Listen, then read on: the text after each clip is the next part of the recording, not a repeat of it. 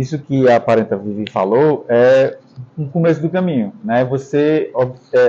A avó dela viu outra parenta lá se apresentando, então ela se entendeu também nesse lugar de, poxa, eu não preciso mais ter vergonha de falar, tem mais gente aqui comigo. Então essa ideia de parente, ela também pode, digamos assim, ser diferente, eu acho que é, inclusive, para todos os povos.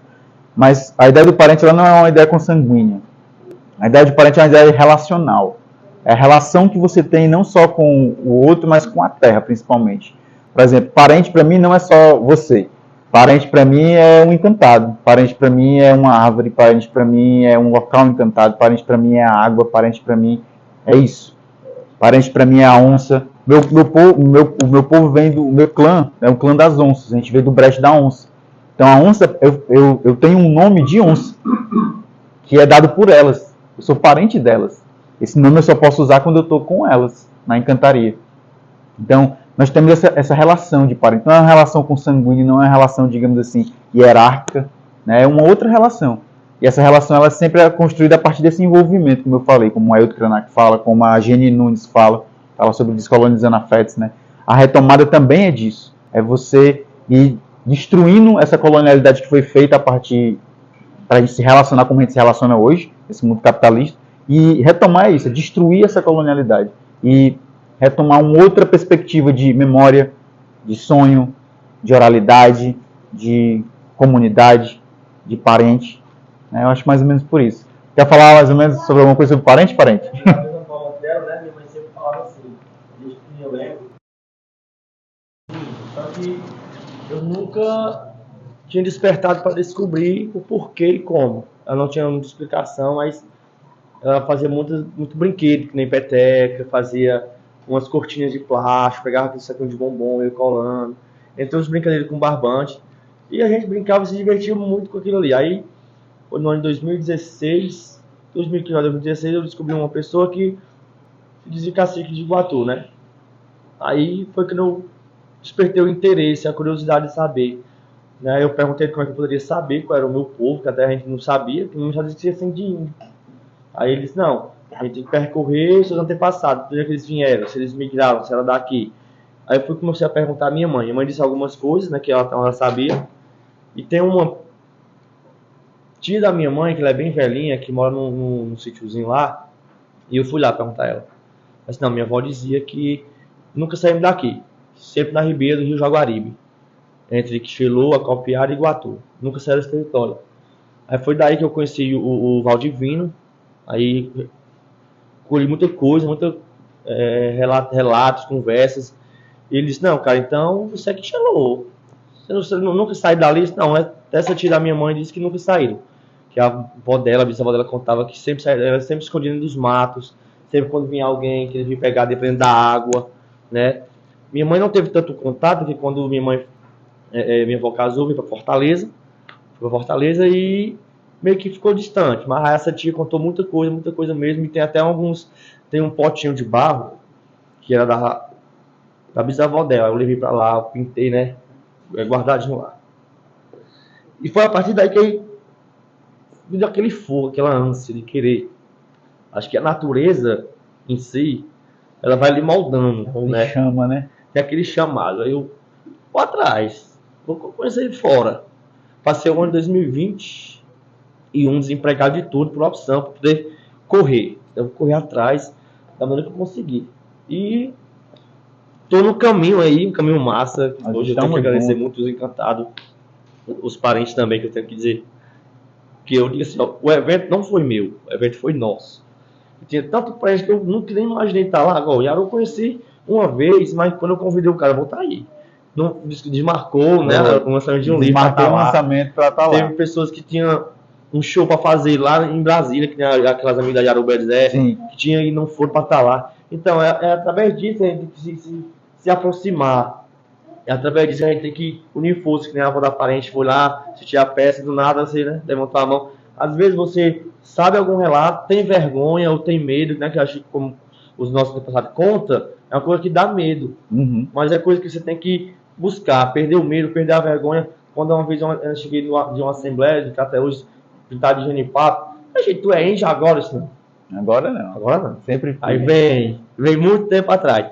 E o que é isso aí? Isso aqui é minha armadura, é minha roupa.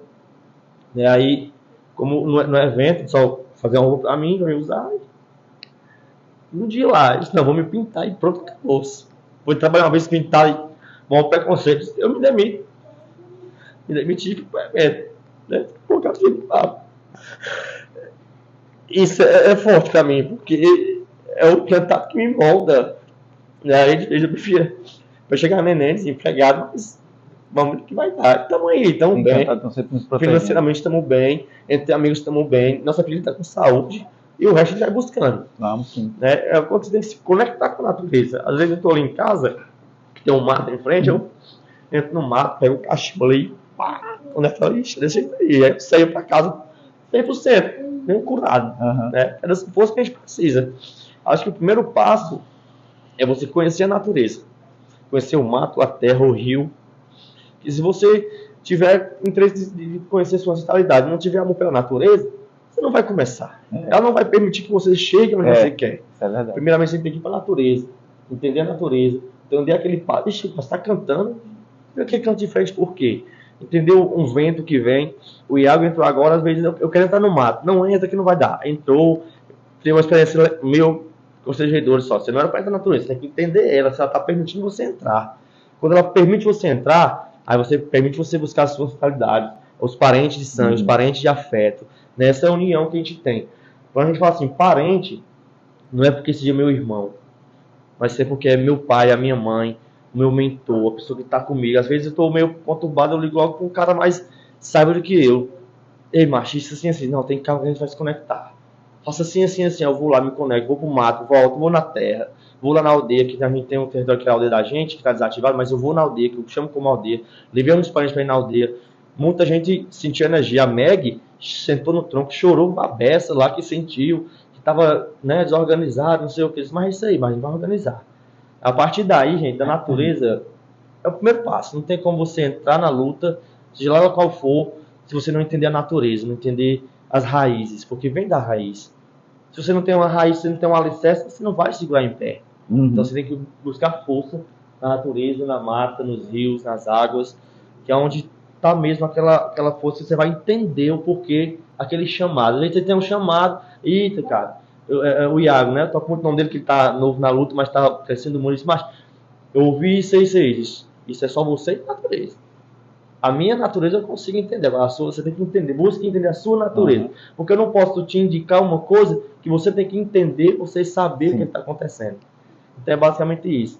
Eu vejo que você tem que se conectar à natureza, abraçar uma árvore, tomar um banho no rio. O rio tem água, desde no rio, baixar o comer. Olhar as estrelas. Muito massa. Lá em casa, eu comer lá em casa, eu estou dentro de casa, aí eu desço, pego o cachimbo, olho pro céu, dou duas cachimbadas só, passei, pronto, estou aliviado. Mas porque eu busquei entender, busquei querer saber, né? Então é conexão. A gente tem que se conectar tanto com o ser humano, mas principalmente com a mata, principalmente com a natureza. Uma coisa que você falou, parente, que eu lembrei, você falou que essa ideia de parente, né? A gente não tem, por exemplo, nos nossos povos, nunca a gente teve essa noção de órfão. Pessoas em situação de rua, asilos. Não existe isso em aldeia indígena. Isso só existe no capitalismo. Não existe órfão em aldeia indígena.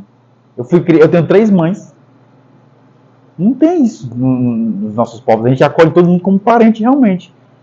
Ele é meu filho, ela é minha irmã, ele é meu irmão, ele é meu filho também, meu sobrinho. Todos nós somos parentes, cuidamos uns dos outros. Essa ideia de chegar e rachar e dizer que é a ideia de família nuclear, né, foi adotada pela colonização. Né? Lá em São Benedito, em Carnaubal, o nosso povo, antigamente, é chamado de povo do buraco. Porque a gente vivia dentro de buracos enormes, assim, de 32 metros de diâmetro, assim, coisa bem grande, sabe? E lá em São Benito ainda tem esses 32 buracos na terra. Só que é a terra de me desculpem aqui a palavra, de um arrombado lá, que é um fazendeiro, que ele está enterrando os buracos para que a terra não seja tirada dele e dada para os povos indígenas de lá, que é os Tapuia Cariri, e para os Tacariju. Mas eu pulei a cerca lá, eu fui lá nesse local, para me conectar com essa ancestralidade. E nesse local, eu tive a intuição e a visão de que ali, dentro desses buracos, viviam 6 famílias. Então, as ocupações eram coletivas. Não era uma ocupação como tem hoje, uma casa e uma família. É o seu vizinho, você não sabe nem quem é, não fala com ele, é brigado, é intrigado, sabe nem... Viviam 6 famílias dentro. E isso também foi colocado pelo Diretório Pombalino, né? Que não tinha mais que ter famílias coletivas, agora as famílias tinham que ser separadas. E por casas, né? Você não podia mais se envolver com o outro de forma a ser parente. Então, você chega lá em casa e pergunta quem é quem, todo mundo é parente. Não vai dizer, fulano é adotado, fulano... Não, todo mundo é parente, todo mundo é da mesma família, todo mundo é do mesmo povo. Todo mundo come do mesmo jeito, todo mundo chora junto. É isso. O pai do meu pai, né? Que tinha muita gente na casa dele direto. Era cheio, eu não entendi o porquê. Ele disse, aquele é meu filho. Eu penso meu tio, ficou aquele negócio de tio. Depois a gente vai crescendo e entende, não, ele não é filho do meu avô, ele é filho de uma mulher que faleceu e ele trouxe pra cá. Chegou um tempo na casa, no sítio Tanque, lá no Iguatu, que tinha acho que umas 30 pessoas na casa do meu avô. Aí tinha uma casa muito grande e uns galpão. Quando o galpão não dava, ele fazia as barracas e colocava todo mundo. E eu tinha todo mundo como tio, como avô, né?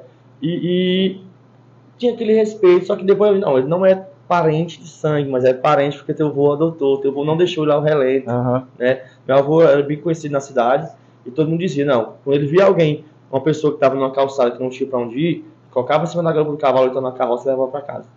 Então tem um rapaz que faleceu um tempo aí, que ele todo dia ia na casa do meu avô e pedia a benção.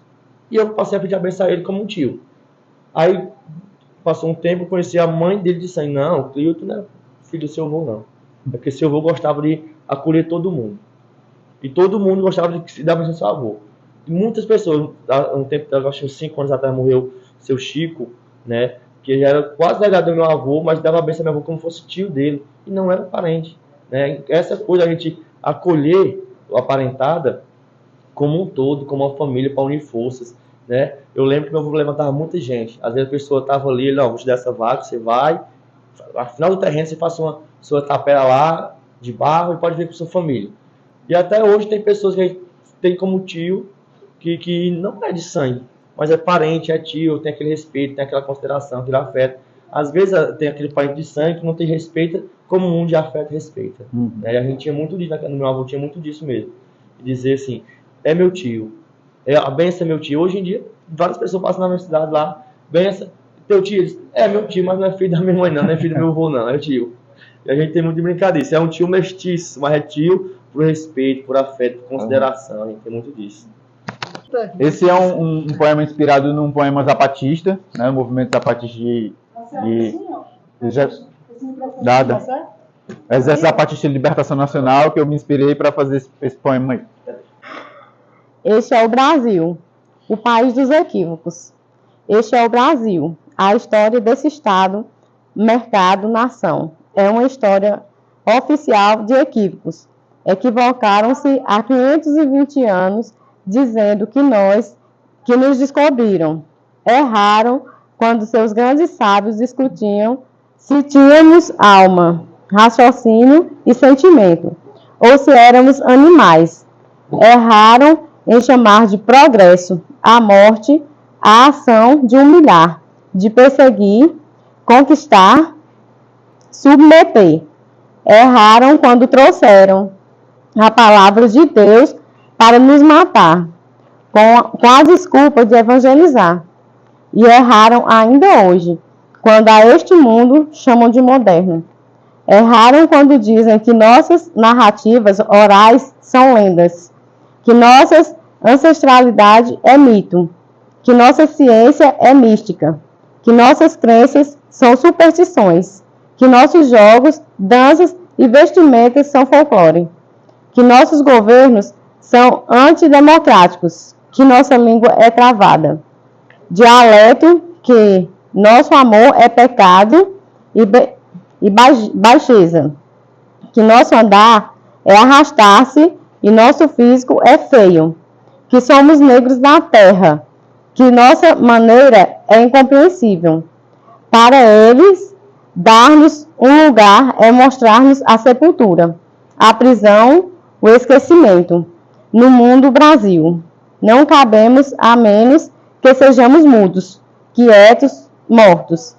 Se eles perseguem, encarceram e matam, é lei. Se nós resistimos, é crime. Se eles mandam, é paz. Se nós resistimos, é guerra. Se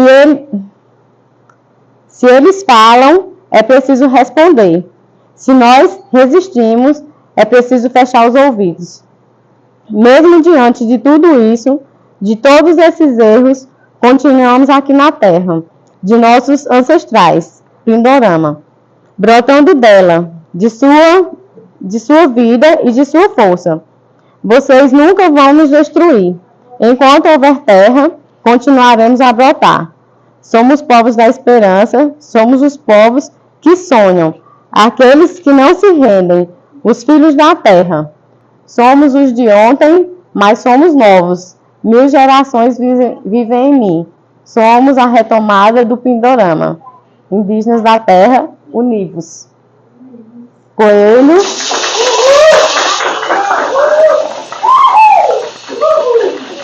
Muito bem.